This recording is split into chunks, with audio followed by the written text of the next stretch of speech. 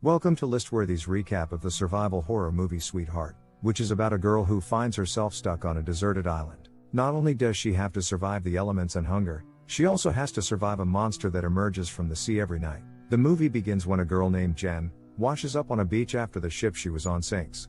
A male friend of hers also washes up on the sand. He has a piece of coral reef wedged onto his side and is bleeding heavily. Jen drags him away from the water and calls for help, but nobody comes. She removes the piece of reef from his side and applies pressure to his wound. Delirious, he asks her if she saw it. Worried, she momentarily leaves him to get him some water. By the time she manages to crack open one coconut and get some water to him, it's too late. He is dead. She walks the entire perimeter of the island hoping to find someone, but the tiny island is deserted. But she does come across an abandoned campsite and finds some much needed supplies, in the form of matches, a cooler, tarp, flare gun and a kid's bag.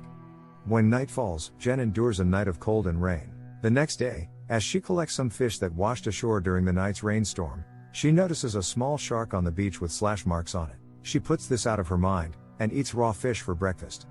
She then explores the island some more, and comes across what appears to be makeshift graves. She remembers her dead friend still lying on the beach, and decides to bury him. When night falls again, it doesn't rain.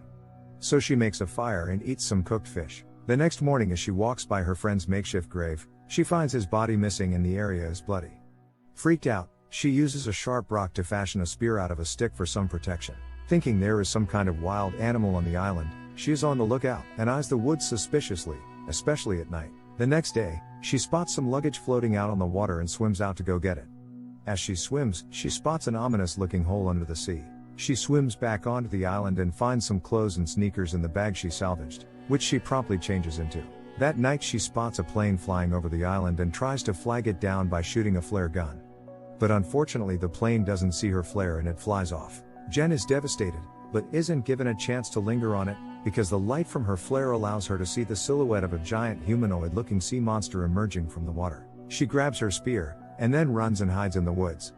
The next morning Jen emerges from the woods and looks at the photos of the family of campers whose abandoned campsite she found. In one of the photos she spots weird bright eyes in the background, and wonders if the sea monster had gotten to the family. Desperate to leave the island, Jen tries to fashion some kind of raft using her luggage bag and a life jacket, but it doesn't work.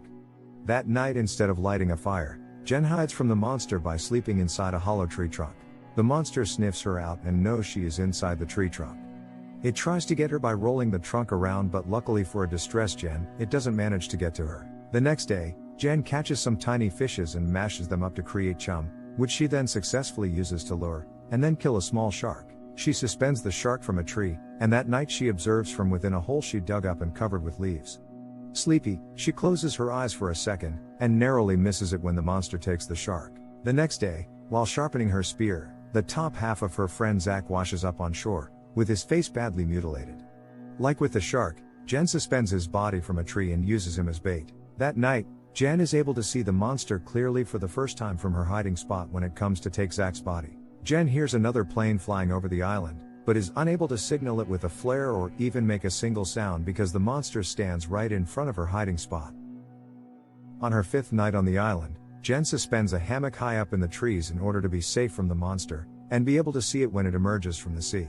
The monster, however, notices the hammock and begins to pull it down. Jen runs, but the monster is freakishly fast, especially near the water. Jen engages in a small fight with it. She stabs it with her sharpened stick and narrowly escapes. The next day a life raft washes up on the island and Jen is reunited with her boyfriend, Lucas Griffin, and his friend Mia Reed. The three then happily eat the fish Jen caught, and even drink the bottles of Coca-Cola that she salvaged from the cooler box she found at the abandoned campsite. She tries to warn them about the monster, but they dismiss her claims, thinking she has gone a little mad from her time alone on the island. She desperately tries to convince them that they should all get back on the raft and leave the island before nightfall, but Lucas and Mia flat out refuse to do this. Through two separate conversations, and the bloodstains Jen finds on Lucas' pocket knife, it is strongly implied that he and Mia killed their friend Zach and possibly even ate him while they were on the life raft, which would mean that the wounds on Zach's body were caused by them, and not the monster. Unwilling to spend one more night on the island, Jen makes a desperate attempt to leave on the raft without Lucas and Mia, but they chase her down and stop her. During the struggle, Jen kicks Mia in the head and in retaliation, Mia knocks Jen out with one of the paddles. Jen awakens tied up to a tree at night. Mia throws Jen's past of alleged lies to her face, and accuses her of lying about the monster too, after Jen once again tries to warn her of the danger they are all in. Lucas returns, while Mia goes to take a walk by the beach.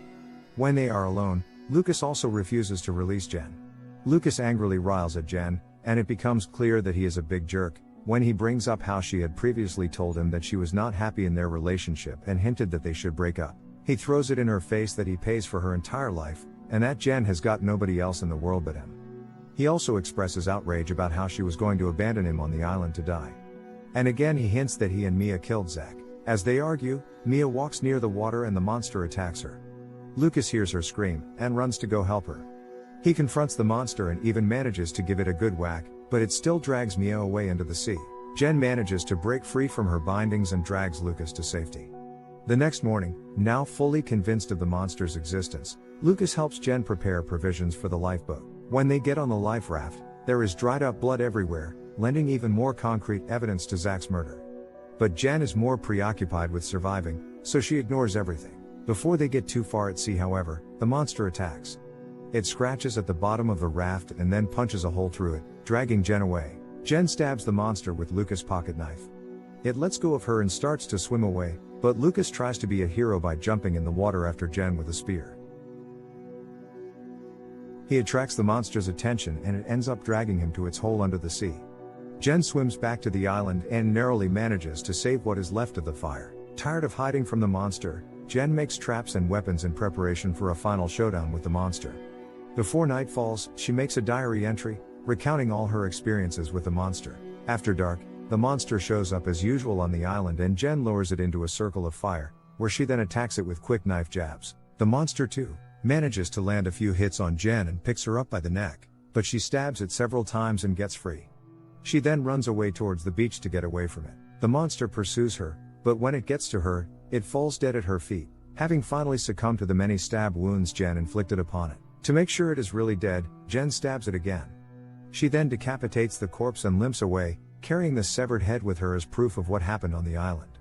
With the raft trashed, she is unable to leave and is still stranded. But as the movie ends, it is revealed that Jen's trap has set a large portion of the island on fire. With the size of the fire, it is likely that a plane will spot it and rescue will come. Thanks for watching, and don't forget to subscribe to get notifications on all of Listworthy's new videos.